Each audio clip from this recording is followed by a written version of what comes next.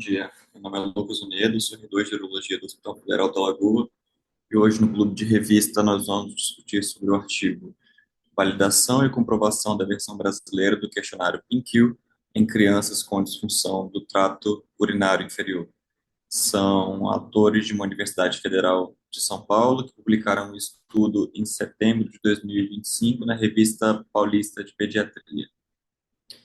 O autor introduz o assunto definindo o que é uma disfunção do trato urinário inferior de acordo com a Sociedade Internacional de Continência na Infância, que é a presença de desordens e sintomas urinários durante as fases de enchimento e esvaziamento que não são decorrentes de alterações neurológicas ou anatômicas na bexiga e na uretra. O autor também cita a grande associação entre os LUTD e problemas psicossociais, distúrbio de comportamento, atenção e aprendizado, não só para as crianças, como também para os seus genitores ou os responsáveis. O autor também cita a incidência dessa disfunção, que afeta 24% das crianças brasileiras entre 3 a 5 anos, com predileção para o sexo feminino de 3 para 1, na sua proporção. A avaliação clínica dos LUTD de algumas formas, e na criança isso é muito difícil de se fazer se comparado a um adulto, porque tudo é muito subjetivo. Então, na população pediátrica, a gente pode lançar mão de dois principais questionários, que são scores, né? O primeiro é o DVSS, que é o Score de Sintomas de Disfunção Miccional, que foi publicado em inglês em 2006 por Farhart e colaboradores, e foi validado já para português em 2010 por Calado e colaboradores. O objetivo desse estudo é um objetivo primário, que foi traduzir e validar um novo questionário que foi publicado em 2006 em inglês por Bauer, que ainda não estava validado para português, que é a medição da qualidade de vida pediátrica específica para a continência, que a partir de agora eu vou me referir como PIN-Q. O objetivo secundário foi compará-lo com o já estabelecido em português, TVSS. Eu vou mais à frente falar um pouco sobre cada um, mas enquanto o PIN-Q foca em avaliar a qualidade de vida da criança, o DVSS foca na severidade dos sintomas urinários funcionais. Ou seja, a gente pode resumidamente falar que o DVSS diz o que a criança tem e o PIN-Q foca em dizer como a criança se sente em relação a isso. Sobre os métodos do artigo, eles foi um estudo transversal realizado no ambulatório especializado em urologia pediátrica da Unifesp, e o questionário PIN-Q foi traduzido para o português utilizando a metodologia de Python, que é um conjunto de diretrizes para tradução e adaptação entre culturas diferentes, entre países diferentes, de instrumentos de medida. Então, isso pode ser um questionário, pode ser uma escala de saúde ou uma avaliação. Rapidamente, esse questionário, essa metodologia usa 6 fases, que incluem a tradução inicial, com 2 tradutores simultâneos, depois ocorre a síntese das traduções, e se chega a uma versão consensual, tem uma retrotradução, que 2 novos tradutores, sem conhecimento da tradução inicial, tentam voltar para o idioma original a partir dessa tradução. Isso passa por um comitê de especialistas até que a versão pré-final é aplicada a uma amostra da população-alvo. No caso desse artigo, foram 35 crianças. Depois disso tudo, essa versão final ela é encaminhada ao autor inicial para que seja aprovado. Os pacientes nesse estudo foram submetidos a 15 sessões individualizadas de fisioterapia e houve a estimulação da região sacral de S2 a S4, além da mobilização do diafragma, não só respiratório, como diafragma pélvico, no assoalho. A primeira sessão também, além da fisioterapia, incluiu a anamnese e a aplicação dos 2 questionários, o PIN-Q e o DVSS. Então, relembrando, o PIN-Q ele avalia a qualidade de vida da criança e adolescente com disfunções urinárias, e o DVSS avalia a frequência e a gravidade de sintomas relacionados à disfunção miccional, também em crianças e adolescentes, e também pode auxiliar no diagnóstico tanto de disfunções do trato urinário como do intestino. Os pais também foram orientados a aplicar um diário miccional por 2 dias nessas crianças. Como resultados, a gente tem a tabela 1, que é uma tabela sociodemográfica.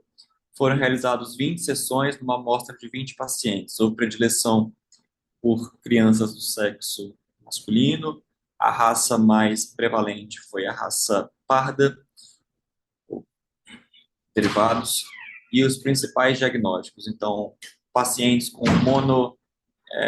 enurese monossintomática, enurese não monossintomática e incontinência diurna. Passando para os resultados, a figura 1 ela mostra os resultados do questionário PIN-Q antes e após as sessões de fisioterapia, sendo que esse questionário ele pode ir de 0 até quase 100, sendo que quanto menor a pontuação, menor a gravidade dos sintomas. Então, a gente consegue estimar que houve uma melhora quase de 100%, exceto nesse paciente número 3 aqui, que não referiu melhora dos sintomas urinários de acordo com o PIN-Q após a aplicação das sessões de fisioterapia. A figura 2 ela mostra os resultados do questionário DPSS antes e após as sessões de fisioterapia, e assim como no PIN-Q também houve melhora dos sintomas urinários após a aplicação das sessões de fisioterapia. Assim como no PIN-Q, quanto menor a pontuação, menor a gravidade dos sintomas. Em ambos os questionários, se você, quando foi calculado o p-valor, houve significância estatística, o que indicou uma melhora na qualidade de vida das crianças. O objetivo secundário desse artigo foi correlacionar e tentar criar uma correspondência entre o PIN-Q e o DVSS, usando a correlação linear de Pearson.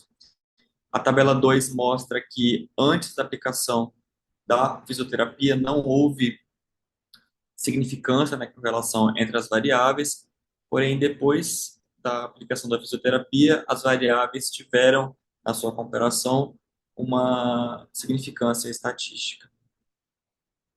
Então, discutindo sobre o artigo, o autor retoma o assunto de que há uma ausência de ferramentas específicas para se avaliar a qualidade de vida de pacientes pediátricos com LUTD. O PIN-Q foi o primeiro questionário autoaplicável criado pela Sociedade de Continência Pediátrica, que aborda aspectos sociais e psicológicos cruciais para a qualidade de vida da população pediátrica. E o autor cita que esse questionário ele é inovador, porque ele aborda aspectos sociológicos, aspectos de comportamento da criança, do adolescente, aspectos da economia. Então, o autor teve que adaptar o PIN-Q à realidade brasileira, incluindo aspectos culturais, de hábitos e econômicos, além da sua aplicabilidade. O autor também cita a adaptação do PIN-Q à realidade alemã, que teve que aumentar o número de questões. Isso foi validado e aprovado pelo autor original do score. Então, na discussão, o autor concluiu que o questionário brasileiro do PIN-Q foi fácil de aplicar, foi confiável, tem uma comparação fácil com o original, inclusive na tradução dos advérbios. E o que ele quer dizer com isso? Ele fala de novo do questionário alemão, que as palavras da tradução não tinham correspondência, e isso poderia mascarar ou falsear os resultados. Então, eu vou mostrar mais à frente, no próximo slide, que o não, o nunca, o quase nunca, às vezes, quase sempre e sempre tem uma correspondência com o questionário original. Sobre a alimentação do estudo, o autor cita a influência dos pais ou responsáveis no preenchimento dos questionários. Embora o PIN-Q seja um questionário respondido pelas próprias crianças, parece o autor notou uma certa apreensão por parte delas em relação ao conhecimento das respostas pelos pais, porque, como todo questionário subjetivo, isso pode dificultar a avaliação da presença dos sintomas pelas crianças. Aqui, finalizando, o autor não trouxe, mas eu achei importante trazer aqui na apresentação o questionário, que ele é bem amplo, ele usa termos de fácil compreensão pelas crianças e vai de 0 a 4 a pontuação. Como eu falei que havia correspondência com o inglês, o não, o quase nunca, às vezes, quase sempre, sempre, no artigo original são never, almost never, sometimes, almost always and always. Então, foi fácil de traduzir e adaptar para a realidade do Brasil. Obrigado.